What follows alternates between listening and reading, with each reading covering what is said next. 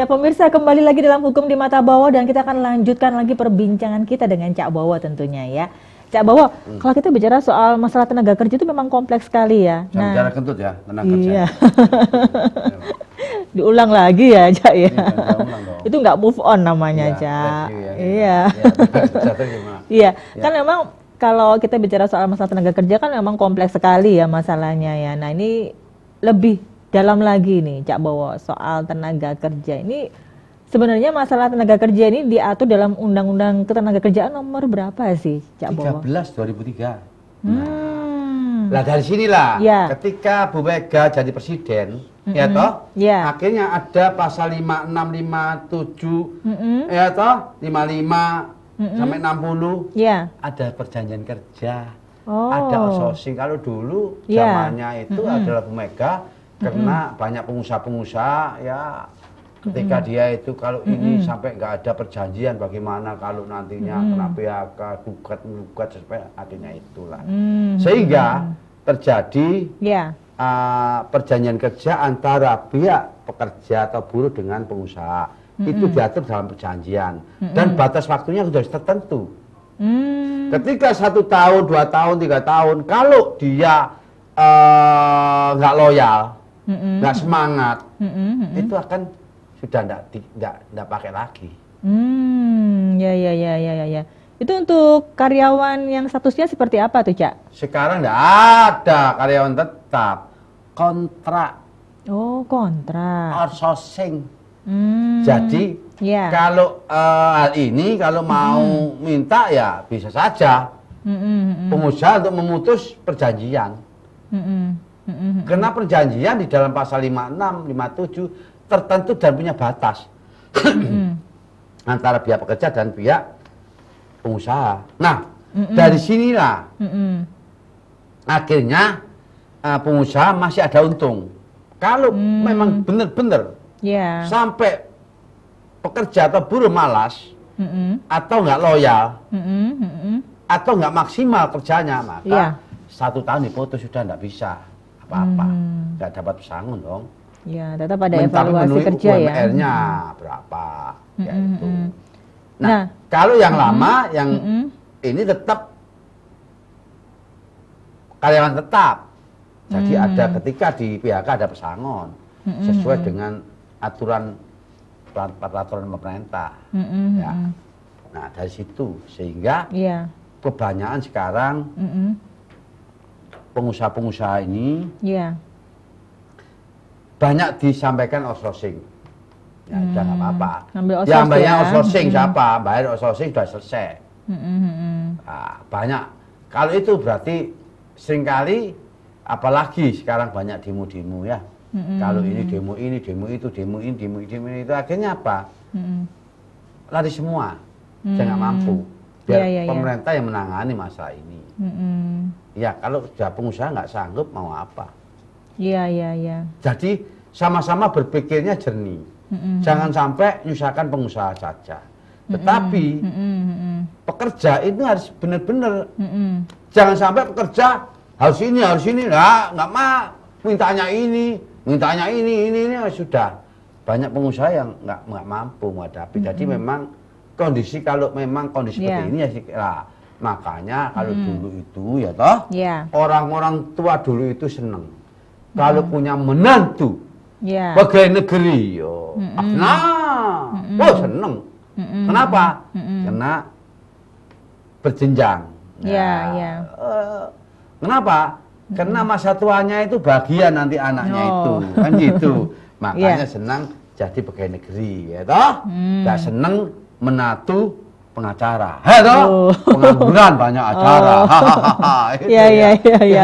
Ya itu pastilah kalau pengacara. Nggak pengacara beneran ya mau lah, Cak. Kan gitu. Makanya pegawai negeri itu sekarang yang stabil. Iya. Nah, akhirnya apa? Akhirnya inilah ada kesenjangan sosial antara buruh dan pekerja dengan pegawai negeri. Nah, pegawai negeri sekarang kalau guru atau ada gaji yang lain. Kalau dosen seperti serdos itu. Ya.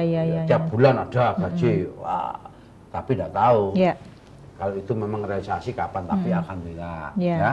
Sekarang ini makmur semua, Iya. ya toh? Sehingga makmur dosen seperti saya, Oh. ya toh? Gajinya etek-etek. Ya toh, tapi tidak apa-apa. Iya, Loyal saya pada betul. universitas, ya toh? Nah, itu mudah-mudahan semua ini kalau jadi dosen, jadilah seperti Pak Bowo, ya toh?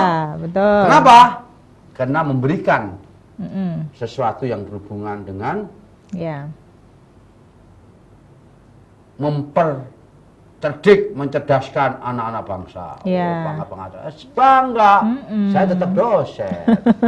Nggak apa-apa, Pak. Nggak Itu kan apa-apa. ibadah. Ya. Ibadah. Kan seperti Meskipun itu, gajinya ya. sedikit. Dan jangan sampai protes saya. Kalau buruh kok protes ya? Iya, nggak apa-apa. Ya.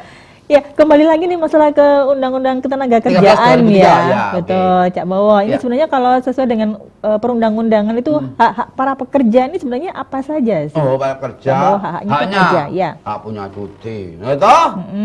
Hak menerima upah, ya toh? Sekarang BPJS, ya toh? Kalau Ya. sakit itu harus, kalau itu. Lah sekarang ini, Ya. pengusaha nggak kena adanya satu Undang-Undang 1323, Ya. itu ketika kode keberatan dipangkas. 1 tahun selesai, 1 tahun selesai, 1 tahun selesai.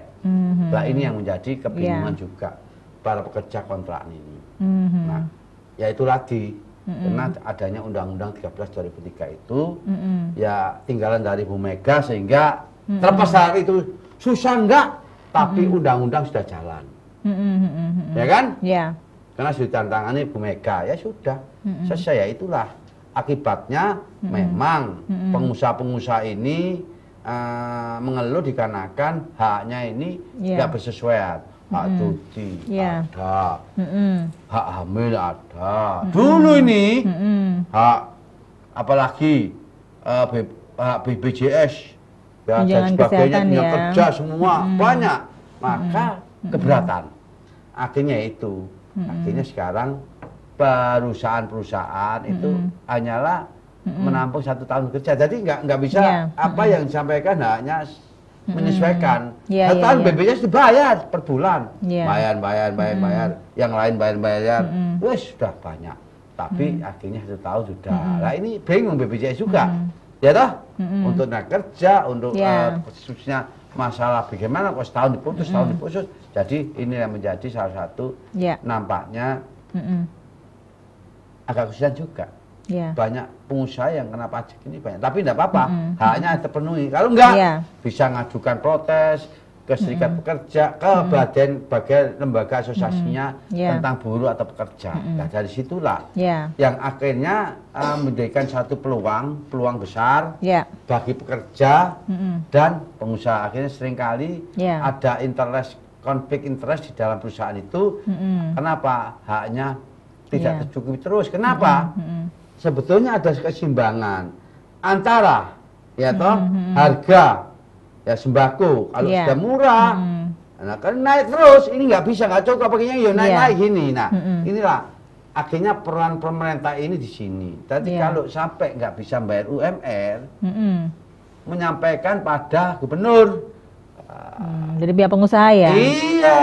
Nggak ada sanksi khusus nih? Mohon untuk menyangkut gaji, ya itu tadi.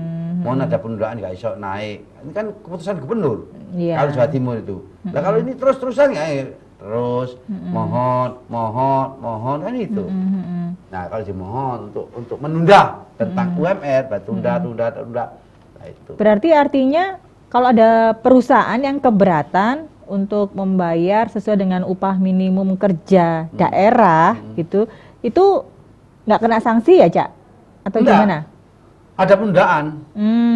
Ya. Dapat rekomendasi dari gubernur. Nah dari situ masih enggak. Terus tahun nggak bisa terus penundaan. Makanya seringkali ketika banyak demo kena itu tadi. Kena penundaan katakanlah UMR-nya di sini 340. 1 bulan 3.400. Ya toh? Nah, ini perusahaan nggak mampu, maka minta penundaan itu. Cak, ini masalah pemberian upah ya. Nah, ini biasanya kalau pekerja itu nggak masuk tanpa alasan jelas, Itu ya. nah itu kan ada sanksi biasanya kan kalau Ya. nggak ada pemotongan upah atau mungkin dipotong cuti seperti itu ya. Nah, gimana aja kalau misalnya perusahaan itu terlambat memberikan upah kepada para pekerjanya, itu kena ini sanksi nggak? Sanksi dikarenakan apapun bentuknya ketika gaji ini, gaji nih Ya. harus diberikan sebelum keringatnya itu kering, kan gitu. Biar senang. Tapi- Sanksinya gimana, Cak? Sanksinya Tetap- kepada sanksi kepada perusahaannya apa? Jadi mungkin apakah ada semacam ketentuan tertentu harus membayar sekian persen kepada para pekerjanya sebagai ganti rugi hari yang terlambat atau gimana gitu, Cak? Oh, kalau itu sebetulnya tergantung kesepakatan bersama. Tapi kalau dibayar mau ini sebetulnya enggak ada masalah. Ketika kalau jangan sampai nggak membayar berlarut-larut kan gitu. Kalau berlarut-larut berarti ini ya nggak benar. Iya, iya. Sepanjang dia bekerja loh ya. Iya, betul. Sepanjang dia bekerja loh ya nggak dibayar. Kecuali kalau demo-demo di luar ya urusan bukan bisa-bisa pengusaha nggak.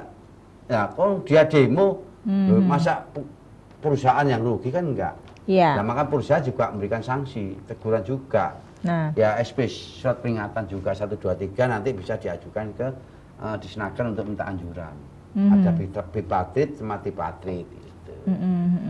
ya, ya, Kalau ya, ya. bipartit ini mereka antara perusahaan dan pengusaha bipartit. Ya. Ketika sampai tidak terjadi akhirnya tripartit. Setelah tripartit akhirnya apa? Akhirnya kembali ke anjuran. Ya. Tripartit, anjuran Disnaker. Anjuran masuk ke PHI. Di antara pihak-pihak. Oke, yaudah kita tahan dulu, kita break sebentar dan pemirsa kita akan kembali setelah jeda pariwara berikut. Tetap dihukum di Mata Bowo.